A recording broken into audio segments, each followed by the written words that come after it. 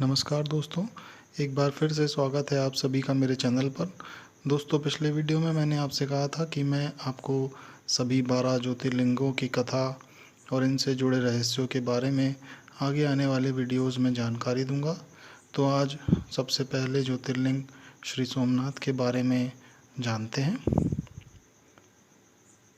गुजरात प्रांत के काठियावाड़ क्षेत्र में समुद्र के किनारे स्थित सोमनाथ भारत के 12 ज्योतिर्लिंगों में से एक है। यहाँ के ज्योतिर्लिंग की कथा का पुराणों में इस प्रकार से वर्णन है।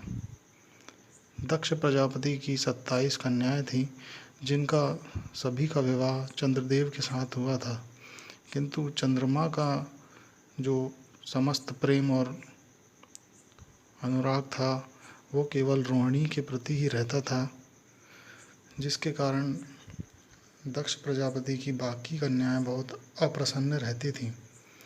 और एक दिन उन्होंने अपनी व्यथा दक्ष प्रजापति को सुनाई, जिससे उन्होंने क्रुद्ध होकर चंद्रदेव को क्षयग्रस्त हो जाने का शाप दे दिया।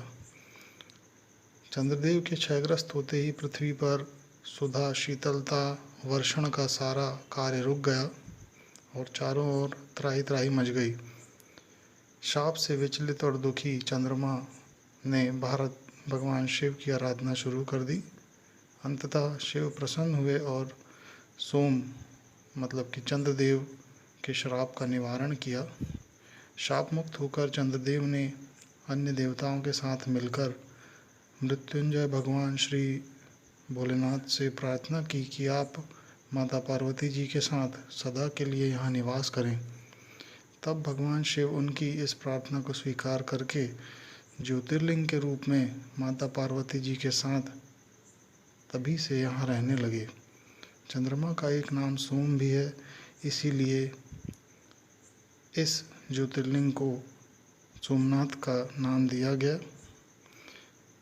एक ऐसी मान्यता भी है कि श्री कृष्ण जब भालुका तीर्थ पर विश्राम कर रहे थे, तभी शिकारी ने उनके पैर के तलुए में पद्म चिन्ह को हिरण की आँख जानकर धोखे से तीर मारा था, जिससे कि श्री कृष्ण ने देह त्याग कर यहीं से वैकुंठ गमन किया था।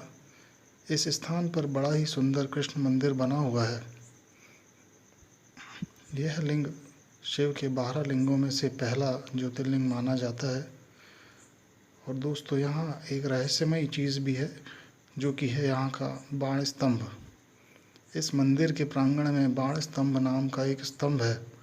मंदिर तो नया है, लेकिन स्तंभ बहुत ही प्राचीन है, जिसका मंदिर के साथ साथ जीर्णोद्धार किया गया है। लगभग 6वीं शताब्दी में इस स्तंभ का इतिहास में उल्लेख मिलता है। मतलब आज से 1400 वर्ष पहले इस स्तंभ के होने का उल्लेख मिलता है। जानकारों के अनुसार यह एक दिशा दर्शक स्तंभ है, जिस पर समुद्र की ओर इंगित करता एक बाण है, इसलिए इसे बाण स्तंभ कहते हैं। इस बाण स्तंभ पर लिखा है, इस समुद्र के अंत तक से दक्षिण ध्रुव पर्यंत तक बिना अवरोध का मार्ग है। मतलब यह कि समुद्र के इस बिंदु से दक्षिण ध्रुव तक सीधी रेखा में एक भी भूखंड का टुकड़ा नहीं है। सरल अर्थ यह है कि सोमनाथ मंदिर के उस बिंदु से लेकर दक्षिण ध्रुव तक अर्थात अंटार्कटिका तक एक सीधी रेखा खींची जाए तो बीच में एक भी भूखंड नहीं आता है। इसका अर्थ यह है कि बाण स्तंभ के निर्माण काल में भारतीयों को पृथ्वी गोल है इसका ज्ञान भी था, साथ ही पृथ्वी का दक्षिण ध्रुव किस ओर है इसका भी अच्छे से ज्ञान था।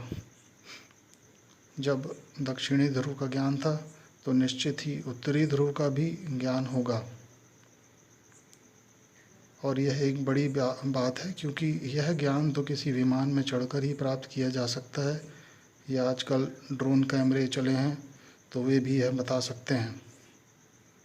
तो दोस्तों, आज आपने सोमनाथ से जुड़ी कथा और यहाँ स्थित बाण स्तंभ के रहस्य के बारे में जाना। वीडियो कैसा लगा यह कमेंट करके ज़रूर बताएं। अच्छा लगा हो तो लाइक ज़रूर करें और बाकी के ज्योतिर्लिंगों के बारे में जानने के लिए मेरे चैनल को सब्सक्राइब करें। नमस्कार।